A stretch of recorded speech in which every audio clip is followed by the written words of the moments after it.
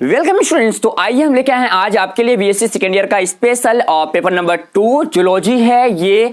तो चलिए आज डील कर लेते हैं यहाँ पे कुछ बैरियर्स के बारे में कि जो हमारा पेपर 2 कहता है 5 मार्क्स का क्वेश्चन आता है यहाँ पे कि जंतुओं के जो वितरण होते हैं, मतलब जंतुओं के जो डिस्ट्रीब्यूशन होते हैं उनमें जो हमारे बैरियर होते हैं वो बैरियर्स अवरोध होते हैं, वो क्या होते हैं, यानी ये अवरोध है क्या, इस पे अवरोध में जो अलग अलग टेंडेंसी होते हैं, अलग अलग प्रकार होते हैं, वो कौन कौन से होते हैं, तो सबका जो पॉइंट्स हैं सबको क्लियर कर लिया जाएगा। ठीक, और यहाँ पे मेरे पास कुछ स्पेशल हेडिंग्स दिखाई दे रहे हैं, इसी हेडिंग्स के बेसिस पे लेंगे। जैसे हम सिंपल तरीके से बोलना चाहेंगे कि यहाँ पे नंबर फर्स्ट में हम बैरियर को डिवाइड करते हैं तो यहाँ पे फिजिकल बैरियर आता है कि यहाँ पे फिजिकल बैरियर यानी भौतिक स्पेशल अवरोध के बारे में बात करेंगे। नंबर 2 के बाद यहाँ पे आएगा इकोलॉजिकल बैरियर के बारे में कि जो हमारा वातावरण होता है, वातावरण का क्या बैरियर्स है, क्या अवरोध है, उनके बारे में डील करेंगे। और यहाँ पे तीसरे नंबर पे आ जाएगा बायोलॉजिकल बैरियर्स में, यानी जो हमारा जैविक अवरोध होता है उनके बारे में क्या कहता है। तो सबके स्पेशल एक क्लास 5 नंबर का है, अलग अलग यूनिवर्सिटी में अलग अलग पेपर पॉइंट्स आया हुआ है। ये 2016 से लगातार अब तक 2019 तक, मतलब ये 4 सालों से पिछले 4 पेपर में लगातार यूपी के जितने भी यूनिवर्सिटी हैं या अलग झारखंड या बिहार की यूनिवर्सिटी हैं उनमें ऐसा क्वेश्चन आता रहा है। ठीक, तो आप इस चीज को ध्यान दीजिएगा, ये 5 नंबर का क्वेश्चन है। अभी मैंने जो इंपॉर्टेंट क्वेश्चन पेपर सीरीज दिया था उसमें भी ये 5 नंबर का क्वेश्चन दिया गया है आपके लिए। तो चलिए क्लास को स्टार्ट करते, उससे पहले बता दे दिया, आप चैनल पे पहली बार आए चैनल को सब्सक्राइब करके बेल आइकन को प्रेस कर दीजिए ताकि ऐसे क्लास की अपडेट मैं लगातार आपको देता रहूं। तो चलिए सबसे पहले स्टार्ट करते हैं यहाँ पे बैरियर्स से। तो बैरियर होता क्या, इनके बारे में थोड़ा सा बात कर ले स्टूडेंट। तो अपने जानते हैं कि बैरियर का नाम समझ में आ रहा है कि अवरोध यानी किसी चीज को रोकने की बात कर रहा है। तो हमको जानते हैं कि दिन पे दिन हमारी जो जनसंख्या है, पॉपुलेशन है, वो दिन पे दिन बढ़ रही है। अब दिन पे दिन जब पॉपुलेशन बढ़ेगी तो यहाँ पे क्या हो, हमारी व्यवस्था के लिए यानी भोजन की व्यवस्था के लिए, न्यूट्रिशन की व्यवस्था के लिए और सुख सुविधाओं के लिए हमको क्या करना पड़ता है, प्राकृतिक संसाधन जो होते हैं उन पे हम आश्रित रहते हैं। ठीक, जैसे जैसे हमारे स्थान पे प्राकृतिक संसाधन का कमी होने लगता है हम एक भाग से दूसरे भाग पे पलायन करने लगते हैं, यानी यहां से वहां चले गए। ठीक, सपोज यहां पे जैसे इस समय की हम बात कर ले कि अर्थ पे क्या हो रहा है, पृथ्वी पे ढेर सारे और जो पॉपुलेशन बढ़ने लगी, जनसंख्या बढ़ जाएगी तो हम ना कहीं दूसरे ग्रहों की बात करते हैं लोग कि दूसरे ग्रहों पे हम सूर्य के पास के जो ग्रह हैं, चाहे हम बात कर ले मंगल की, चाहे हम चंद्रमा की बात कर ले। ठीक, तो यहाँ पे लोगों ने जाने का प्लान बनाया, जैसे मंगल मिशन की बात किया था।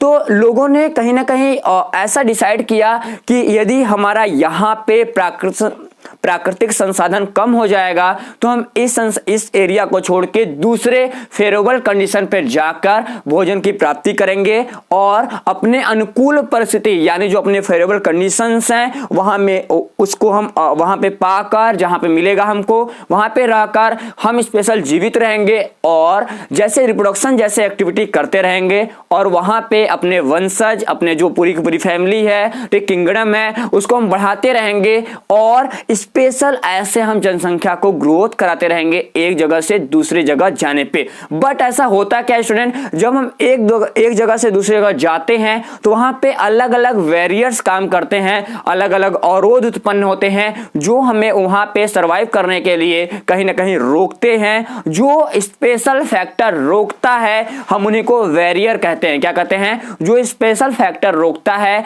हमको वहां पे अपने फेवरेबल कंडीशन को लाने के लिए हम उन्हें वेरियर कहते हैं। यदि हम ये कह ले स्पेशल की जो हमारा इकोसिस्टम्स हैं, इकोसिस्टम के फैक्टर से हम देखें तो ये बोल सकते हैं कि जिनके कारण, ध्यान देना, जिनके कारण जो हमारे जीव होते हैं, जो हमारे जंतु होते हैं या एनिमल्स होते हैं या ऑर्गेनिज्म होते हैं, इनकी बात कर लो, जिनके कारण ऑर्गेनिज्म के भूमि पर यानी जो लैंड्स है, लैंड्स की बात कर रहा है, लैंड्स पर वितरण में समस्याएं आती हैं, अवरोध कहलाती हैं। मतलब हम यदि अपना डिस्ट्रीब्यूशन कर रहे हैं उनमें जो भी कमी आ रही है, जो भी वेरिएशन बैरियर्स आ रहा है, जो भी अवरोध हो रहा है, हम अपने फेवरेबल कंडीशन को नहीं पा रहे हैं, तो ये सारे के सारे बैरियर्स होते हैं। ठीक, इसी बैरियर्स को हम यहाँ पे डिवाइड करते हैं 3 पॉइंट में। किसने 3 पॉइंट में डिवाइड करते हैं? Number first physical barrier, number 2 ecological barrier और नंबर 3 में हम बायोलॉजिकल बैरियर की बात करेंगे। तो चलिए सबसे पहले हम बात कर लेते हैं फिजिकल बैरियर में। यहाँ पे देखते हैं कि स्पेशल फिजिकल बैरियर मतलब जो हमको दिखाई दे रहा है, ठीक, क्या दिखाई दे रहा है? जो हमको दिखाई दे रहा है उसकी बात करेंगे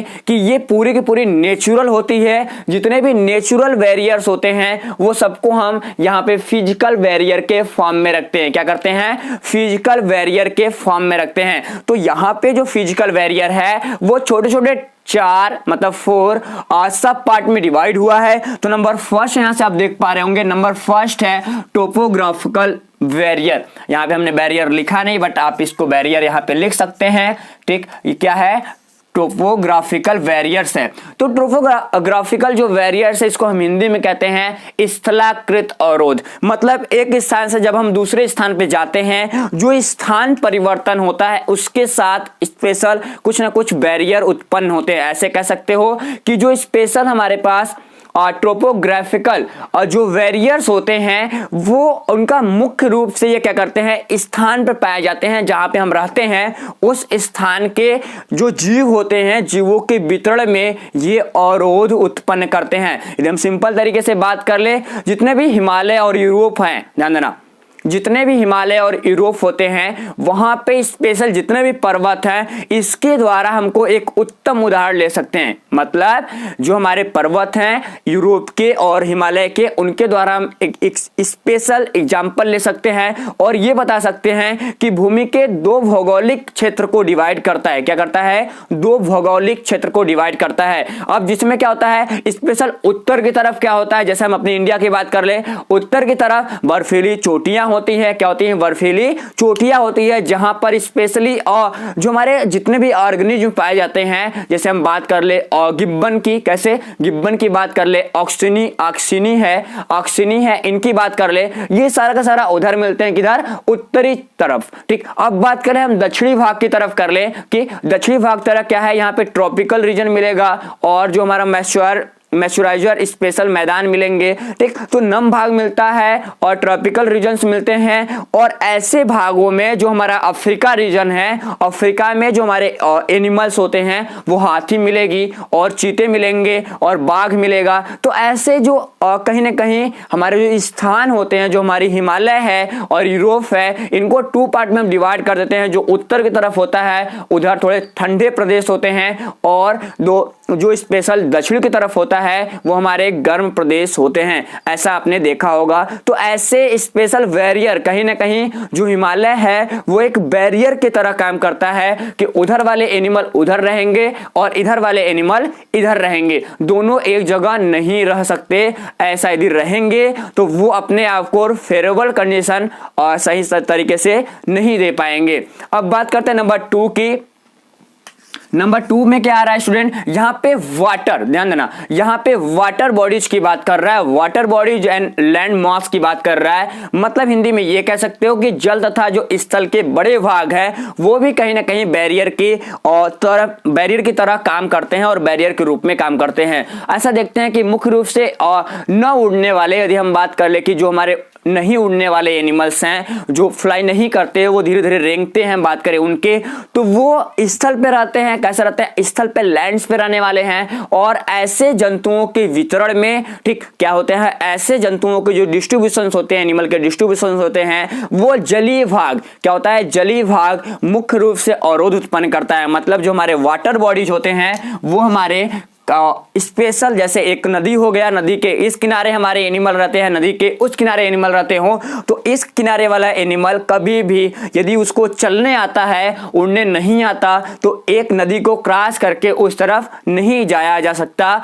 यदि वो पानी में नहीं रहता। तो कहीं ना कहीं जो वाटर बॉडीज है, बड़े बड़े जो वाटर टैंक है या फिर स्पेशली नदी है, हमारे पास समुद्र है, वो एक जगह से दूसरी जगह एनिमल नहीं जाते। तो कहीं ना कहीं वाटर बॉडीज भी इसके मेन हमारे फैक्टर रहते हैं बैरियर के फॉर्म में। ये तो आपको पता हो गया। अब देखो, ऐसा माना जाता है कि दूसरे नंबर की हम बात कर लिया यहाँ पे लैंड मास, मतलब बड़े बड़े हिस्से होते हैं भूभाग के जो दो समुद्रों के बीच आता है। जैसे हम बात कर ले हमारे श्रीलंका है, तो श्रीलंका में पाए जाने वाले जितने भी स्पीसीज होंगे जो उड़ नहीं पाते हैं, जो पानी में चल नहीं पाते हैं, पानी में रेंग नहीं पाते हैं, या फिर वो वाटर या फिर एक्वेटिक एनिमल नहीं है, वो स्थल पे रहते हैं, तो यदि हम उनको उठा के लाएं तब वो हमारे कंट्री में आ सकते हैं। ऐसे तो आएंगे नहीं, क्यों? क्योंकि जो श्रीलंका है वो चारों तरफ से घिरा हुआ वाटर में, तो और वहां पे जो पूरा का पूरा हमारा एक बड़ा सा वाटर बॉडीज किनारे किनारे लगी है, वो एनिमल के डिस्ट्रीब्यूशन में कहीं ना कहीं एक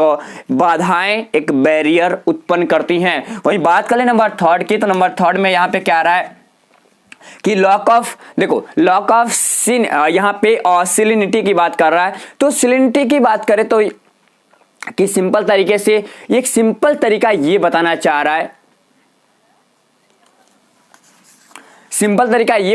रहा है कि हमारे जो समुद्री होते हैं, समुद्री जल होता है, उसकी जो स्पेशल सॉल्टी फॉर्म होता है, क्या होता है? सॉल्टी फॉर्म होता है, वो यदि कम होता है तो स्पेशल वो भी रीजन कहीं ना कहीं दिखाता है। ध्यान देना, जितने भी हमारे सी वाटर्स यानी जो मैरिनल वाटर है उसकी बात कर लो, समुद्री जल में स्पेशल जो गहराई होती है और समुद्री जो जल का दबाव होता है, ठीक, क्या होता है? जल का दबाव होता है, वो भी कहीं ना कहीं हमारे जंतुओं के, एनिमल्स के डिस्ट्रीब्यूशन में कहीं ना कहीं बैरियर की तरह काम करता है। क्या करता है? बैरियर के तरह काम करता है। क्या क्या करता है? यहाँ पे समुद्र की गहराई और समुद्र में पाए जाने वाले जो वाटर्स हैं उसके स्पेशल फोर्सेस की वजह से ये क्या करता है? ये स्पेशल बैरियर के रूप में काम करता है। ऐसा देखा जाता है स्टूडेंट कि जो हमारे समुद्री मतलब मैरिनल के सरफेस होते हैं, क्या होते हैं? सरफेस पे जो रहने वाले एनिमल्स होते हैं वो स्पेशल हमारे जो धरातल है, धरातल पे जीवित नहीं रहते। क्यों? क्योंकि आपको पता है कि सारे के सारे जो स्पेशल एम्फीबिया होते हैं वो तो दोनों जगह रख जाते हैं, बट जितने भी हमारे क्या हैं फिशेस हैं या फिर हमारे जो इतने भी एक्वेटिक एनिमल हैं जो हमारे मैराइन में रहते हैं, तो एक्वेटिक एनिमल वो कहीं ना कहीं लैंड्स पे नहीं रह सकते। तो ये क्या करता है? जो स्पेशली समुद्र के जितने भी वाटर की जो सॉल्टी पोजीशन है, सॉल्ट की कमी भी जंतुओं में अवरोधक का काम करती है। कहीं ना कहीं जो हायर सॉल्ट वाले एनिमल हैं वो लोअर सॉल्ट में नहीं रह सकते। तो यहाँ पे दोनों के केमिकल कंपोजिशन में अंतर होते हैं, और यदि दोनों के वाटर में यहाँ पे जो सॉल्टी फॉर्म है वो अंतर पाया गया तो ऐसा अंतर देखने के लिए मिल जाएगा। जैसे बात करें हिंद महासागर की और प्रशांत महासागर की, तो दोनों महासागर के जो वाटर होते हैं दोनों में काफी अंतर है। दोनों के जो स्पेशल सांद्रता होता है, क्या होता है? सांद्रता होता है या फिर कंसंट्रेशन होता है जल का, वो एक जैसा नहीं रहता। दोनों एनिमल में और रहने की पोजीशंस एक जैसे नहीं होते। तो दोनों जो सागर हैं दोनों का जल अलग अलग केमिकल फॉर्म होते हैं। वहां पे कंसंट्रेशन की बात हम कर रहे हैं, तो वहां के एनिमल इस वाले में नहीं, इस वाले के एनिमल उस वाले वाटर में नहीं रह सकते। तो कहीं ना कहीं यहाँ पे जो सॉल्टी पोजीशन है मैरिनल वाटर के, वो भी बैरियर की तरह एक काम करते हुए सीरीज में नजर आते हैं। वहीं बात कर लेंगे स्टूडेंट यहाँ पे नंबर 4 की, तो नंबर 4 में यहाँ पे क्या कह रहा है? Vegetative barriers. देखो वेजिटेटिव बैरियर्स क्या कहना चाह रहा है? इस बैरियर में स्टूडेंट क्या करते हैं कि जो बड़े बड़े हमारे जंगल होते हैं, मतलब जितने भी फॉरेस्ट होते हैं, वो फॉरेस्ट भी ऊंचे ऊंचे जो फॉरेस्ट होते हैं वो भी एनिमल के डिस्ट्रीब्यूशन में कहीं ना कहीं बैरियर की तरह काम करते हैं। मतलब घने जंगल हो गए, वहां से जो बड़े जीव होते हैं वो छोटे जीवों के वितरण में कहीं ना कहीं बाधाएं उत्पन्न करते हैं, वो नहीं जाने देते। मतलब जंगल भी स्पेशल क्या करते हैं कि रोकने का काम करते हैं, बैरियर की तरह काम करते हैं। यदि जंगल छोटा हो, छोटी छोटी झाड़ियां हो, तो वहां से जो बड़े एनिमल्स होते हैं वो नहीं गुजर पाते हैं। तो ये पूरे के पूरे जो हमारे वेजिटेटिव बैरियर्स में नजर आते हैं। इसमें याद रखिएगा कि वेजिटेटिव बैरियर्स मतलब वनस्पति की बात कर रहा है, कि वनस्पति के जो हमारे बैरियर्स हैं, अवरोध है, उनके बारे में बात कर रहा है। तो बड़े जंगल क्या होते हैं? जो घने जंगल होते हैं या बड़े जंगल होते हैं, वहां से जंतुओं का स्थानांतरण सही तरीके से नहीं हो पाता है। क्यों? क्योंकि वो बड़े आकार के जो जंतु होते हैं उनको घने जंगल में जा नहीं पाते वो,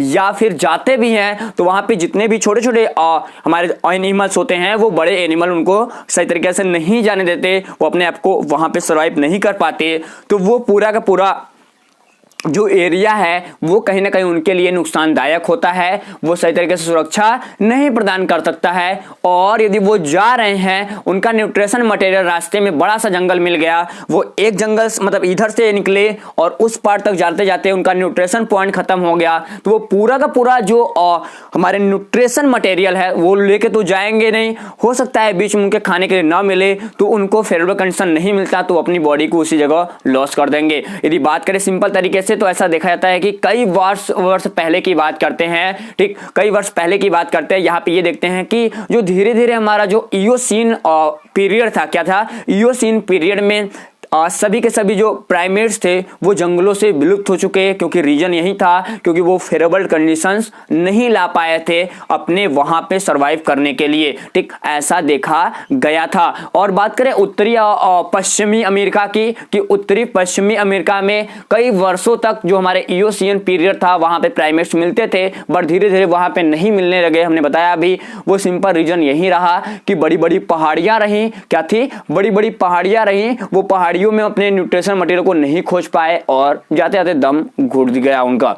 अब बात करते हैं स्टूडेंट तीसरे यहाँ पे चौथे नंबर के बाद नंबर 2 की। नंबर 2 में क्या आ रहा है कि इकोलॉजिकल वेरियर्स के फॉर्म। इकोलॉजिकल वेरियर मतलब कैसा देखेंगे, जो वातावरण दशाएं होती हैं, क्या होती हैं, वातावरणीय दशाएं होती हैं, वो क्या अवरोध उत्पन्न करते हैं, या फिर क्लाइमेटिक को हम बैरियर की बात करेंगे, जलवायु की बात करेंगे। जलवायु कहीं ना कहीं वेरियर्स का काम करती है। सबसे नंबर फर्स्ट हम लेके आते हैं यहाँ पे टेम्परेचर के बारे में। कहीं ना कहीं टेम्परेचर किसी भी ह्यूमन के लिए, किसी भी एनिमल्स के लिए या ऑर्गेनिज्म के लिए बड़ा इंपॉर्टेंट होता है कि उनको एक फेवरेबल टेम्परेचर मिल पाए। जैसे सर्दी है तो सर्दी में सारे एनिमल्स अपने आप को सर्वाइव नहीं कर पाएंगे, तो यहाँ पे क्या होता है कि ये भी टेम्परेचर भी वेरियर की तरह काम करता है। ऐसा देखे स्टूडेंट कि जो हमारे एनिमल्स होते हैं, जितने भी एनिमल्स होते हैं, उनका जब डिस्ट्रीब्यूशन होता है, चाहे हम डायरेक्ट करें चाहे इनडायरेक्ट करें, क्या करें, चाहे डायरेक्ट करें चाहे इनडायरेक्ट करें, दोनों जगह से ये स्पेशल जो हमारा टेम्परेचर होता है वो डायरेक्टली इफेक्ट करता है। और डायरेक्टली इफेक्ट करने का मेन रीजन इसका ये है कि इकोसिस्टम से जुड़ा होता है। कैसा होता है, इकोसिस्टम से जुड़ा होता है, मतलब इसके बिना हम कुछ भी नहीं कर सकते। क्यों, क्योंकि जितने भी नियत तापी जंतु होते हैं, क्या होते हैं, नियत तापी जंतु होते हैं, वो अपने अपने तापक्रम, अपने अपने टेम्परेचर के हिसाब से रहते हैं। कैसे, जैसे हमारी बॉडी है तो हमारी बॉडी स्पेशल कैसी 37 डिग्री सेल्सियस हमारी एक टेम्परेचर वैल्यू है। यदि 37 डिग्री सेल्सियस से यदि ऊपर टेम्परेचर जाता है तो हमको स्पेशल गर्मी लगेगी, और 37 से कम आती है तो हमको ठंडी लगेगी। जितना कम आएगा उतना ठंडी लगेगा, आपको पता है, सिंपल तरीके से बोलता है। अब देखो जितने भी एनिमल्स हैं उनको टेम्परेचर यदि वो एक जगह से दूसरी जगह गए तो वहां पे नहीं रह पाएंगे। सिंपल तरीका है, यदि आप केरला के किसी इंसान को, मतलब आदमी को उठा के इस साइड अपने कश्मीर में डाल दो तो वो सही तरीके से नहीं रह पाएगा। रीजन ये है कि वहां पे उनको गर्मी ज्यादा मिलती है और इस समय सर्दी यहाँ पे ज्यादा मिलती है, तो दोनों को रहना मुश्किल हो जाएगा। जैसे सिंपल तरीके से जितने भी वेस्ट इंडीज के लोग हैं वहां पे गर्मी ज्यादा मिलता है, और जो हमारे बगल में और क्या है, जो हमारे ठंडे और स्पेशल कंट्रीज हैं, जैसे हम बात कर ले फ्रांस की, या फिर हम बात कर ले हमारे इंग्लैंड की, या फिर अपने कश्मीर की बात कर लो, यहाँ पे उनको रहना थोड़ा मुश्किल हो जाएगा क्योंकि वो गर्म देश में रहे हैं, गर्म जो स्पेशल वहां पे टेम्परेचर हाई रहा है। यदि वो ठंडे वाले में जगह में रखेंगे तो वो अपने आप को सही तरीके से वहां पे ढालने में मुश्किल हो सकता है, तो वो उनके डिस्ट्रीब्यूशन में एक बैरियर की तरह काम करेगा। वो पुनः वापस अपने ही इलाके में पहुंच जाएंगे, अपने ही कंट्रीज में चले जाएंगे।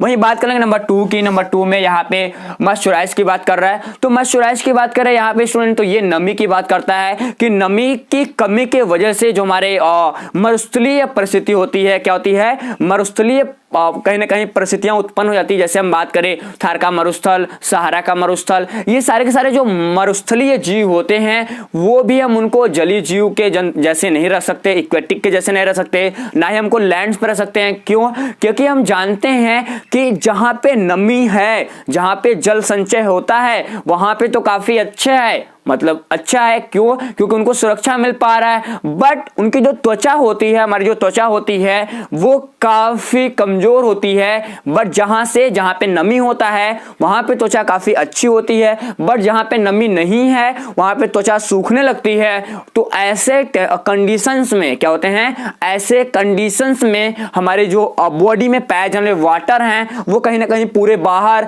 जो हमारा इकोसिस्टम्स है, इकोसिस्टम में चला जाता है, तो नुकसान कर सकता है। हम उस भाग को छोड़कर दूसरे भाग में जा सकते हैं। तो कहीं ना कहीं जो नमी होती है, मॉइस्चराइजर होता है, ये भी रोकता है स्पेशल हमारे एनिमल्स के डिस्ट्रीब्यूशंस में। बात करें यहाँ पे लाइट की, कि लाइट क्या इंपॉर्टेंट रखता है। देखो जीवों के वितरण में यदि एनिमल डिस्ट्रीब्यूशंस की बात करेंगे, कि जो हमारा लाइट होता है, लाइट भी एक कह लो कि इंपॉर्टेंट बैरियर की तरह काम करता है। क्या करता है? बैरियर के तरह काम करता है। जैसे स्पेशल जितने भी हमारे नाइट वाले एनिमल होते हैं, क्या होते हैं? नाइट वाले एनिमल होते हैं, ठीक, वो तेज, मतलब यदि हम रातों में रहने वाले जैसे काकरोच है, ये यदि और रात में रह रहा है तो दिन में सूर्य के तेज प्रकाश में नहीं रह सकता। इसी प्रकार से जो सूर्य का प्रकाश है या फिर लाइट प्रकाश वाले में लोग कम प्रकाश वालों में नहीं रह सकते। जैसे हमने बात किया जो हमारे दक्षिणी गोलार्ध और उत्तरी गोलार्ध है, यहाँ के जो एनिमल हैं वहाँ के 6-6 महीने रात और 6 महीने दिन होते हैं। यदि हम लोगों को वहाँ पे भेज दिया जाए, 6 महीने लगातार रात रहे, तो हमको कैसा महसूस होगा? हम वहाँ पे नहीं रह पाएंगे। क्या नहीं रह पाएंगे? और वहाँ पे जितने भी प्लांट्स पाए जा रहे हैं उस प्लांट्स के लिए भी बहुत ज़्यादा दिक्कत हो सकती है। क्यों? क्योंकि यदि कोई भी प्लांट लगातार 6 महीने लाइट नहीं लेगा तो उसके बॉडी में फोटोसिंथेसिस की एक्टिविटी नहीं होगी। जब फोटोसिंथेसिस की एक्टिविटी नहीं होगी तो वो भोजन मालिक्यूल्स या भोजन के जो पार्टिकल्स है, जो कार्बोहाइड्रेट मालिक्यूल्स है, उनका फॉर्मेशन कैसे करेगा? तो कहीं ना कहीं उनको दिक्कत हो सकता है। मतलब ये कह ले कि लाइट भी इंपॉर्टेंट है अपने किसी भी एनिमल्स के लिए। तो डिस्ट्रीब्यूशंस में जो लाइट है वो भी एक बैरियर की तरह कहीं ना कहीं काम करता है। नंबर 3 की बात करेंगे। नंबर 3 में हमारे पास आ जाएगा यहाँ पे बायोलॉजिकल बैरियर्स के फॉर्म में। ये कुछ ज्यादा इंपॉर्टेंट है नहीं, बस इसको सिंपल तरीके से देखते हैं कि कुछ जो विशेष प्रकार के जीव होते हैं जो भोजन के बिना नहीं रह सकते। ध्यान देना, जो कुछ विशेष प्रकार के जीव होते हैं जो भोजन के बिना नहीं रह सकते। जब वो भोजन के बिना नहीं रह सकते तो उनको अनुकूल परिस्थितियों में, क्या उनको जब अनुकूल परिस्थिति दिया जाता है तो वो कुछ टाइम तक रहते हैं, लेकिन कुछ समय बाद वो धीरे धीरे अपने पोजीशंस को, अपने पूरी बॉडी को जीवित नहीं रख पाएंगे। क्यों? क्योंकि रीजन होता है कि हम भोजन देना बंद कर दें तो वो मर जाएंगे। मरने का मतलब सिंपल तरीके से है, अभी हमने सिंपल तरीके से बताया कि जितने भी हमारे प्लांट्स होते हैं वो कहीं ना कहीं लाइट के बिना रहते हैं। यदि उनको भोजन मिल रहा है और फोटोसिंथेसिस मिल रहा है, वहां पे कार्बन डाइऑक्साइड मिल रहा है, तो वो भोजन बनाएंगे। यदि हमने किसी शीशे में बंद कर दिया किसी भी स्पेशल प्लांट्स को और बाहर से हमने लाइट दिया, लाइट तो दे रहे हैं बट उनको कार्बन डाइऑक्साइड मिल ही नहीं रहा है। जब कार्बन डाइऑक्साइड मिलेगा नहीं तो वो प्रकाश संश्लेषण करेंगे नहीं। जब प्रकाश संश्लेषण नहीं करेंगे तो उनकी बॉडी स्पेशल कैसी रहेगी? यूजलेस हो जाएगी, कहीं ना कहीं डेथ हो जाएगी। तो वैसा देखा जाता है कि जो डेड बॉडी है वो कहीं ना कहीं ये प्रकट करती है कि हमको बायोलॉजिकल कंडीशन, जो जैविक हमारा अवरोध है वो सही तरीके से साबित हो जाता है। मतलब जैविक कंडीशन, जो बायोलॉजिकल एक्टिविटी है, बायोलॉजिकल मेटाबॉलिक एक्टिविटी हमारे बॉडी में, वो लगातार चलनी चाहिए। ठीक, क्या होनी चाहिए? लगातार चलनी चाहिए। ये पूरा का पूरा हमारी बॉडी को सही तरीके से कंट्रोल करती है। यदि हम मेटाबॉलिक एक्टिविटी में कोई भी अवरोध उत्पन्न करते हैं, कोई भी बैरियर और लगाते हैं, तो वो पूरे के पूरे एनिमल के डिस्ट्रीब्यूशंस में एक जगह से दूसरी जगह जाने में कहीं ना कहीं रोकेगा। जब रोकेगा तो बैरियर उत्पन्न होगा, अवरोध उत्पन्न होगा, यानी एनिमल का डिस्ट्रीब्यूशंस नहीं हो पाएगा। सिंपल तरीके से कहता है, कुछ ज्यादा नहीं कहता। अब इनके साथ साथ ऐसा देखा जाता है कुछ एनिमल्स होते हैं जो दूसरे एनिमल्स को क्या करते हैं, कुछ एनिमल्स होते हैं जो दूसरे एनिमल का शिकार करते हैं। शिकार करने का मतलब यह है कि जो बड़े एनिमल हो, जैसे एक बड़ा सा जंगल हो, उस जंगल में हम रह रहे हो, ठीक, बड़े एनिमल रह रहे हो, वहां पे छोटा एनिमल कोई चला गया, उस रास्ते से उसको गुजरना है तो वहां से नहीं जा पाएगा। क्यों? क्योंकि बायोलॉजी कहती है कि हम अपने छोटे वालों पे हावी होते हैं और हावी होने के बाद उसको क्रैश करते हैं। क्यों? अपने इकोसिस्टम पढ़ा होगा। इकोसिस्टम में स्पेशल जो हमारे फूड वेव होते हैं, फूड वेव आपको थर्ड ईयर में पढ़ाया जाएगा। फूड वेव के टेंडेंसी में क्या दिखाता है कि हमारा एक प्रोड्यूसर होता है, फिर हमारे पास प्राइमरी कंज्यूमर्स, सेकेंडरी कंज्यूमर्स और टर्शियरी और टेट्रा कंज्यूमर्स होते हैं, जो कहीं ना कहीं छोटे वाले को रिसीव करते रहते हैं 10% एनर्जी के जो नियम कह सकते हो कि जो लॉ है, 10% का जो लॉ है, उसी लॉ के बेसिस से एनर्जी को रिसीव करते हैं। छोटे वाले को फिर उससे बड़ा खाएगा, उससे बड़े वाले को उससे बड़ा, तो ऐसी रूल लगातार चलते रहते हैं। तो ये पूरा का पूरा बायोलॉजिकल बैरियर के फॉर्म में आता है। ओके स्टूडेंट, अब हमने क्या किया, 5 नंबर का क्वेश्चन था, मैंने इतना बता दिया, सिंपल तरीके से है। आपके पास नोट्स होगा, नोट्स नहीं होगा तो मैं इसको टाइप करके और 2-4 दिनों में आपको नीचे डिस्क्रिप्शन में दे दूंगा, आप चेक कर लीजिएगा, मिल जाएगा। तो मिलते हैं नए वाले क्लास में, लेके कुछ बेहतर क्लास, यहाँ पे नियोट्रॉपिकल रीजन की बात करेंगे अगले क्लास में। तब तक के लिए जय हिंद।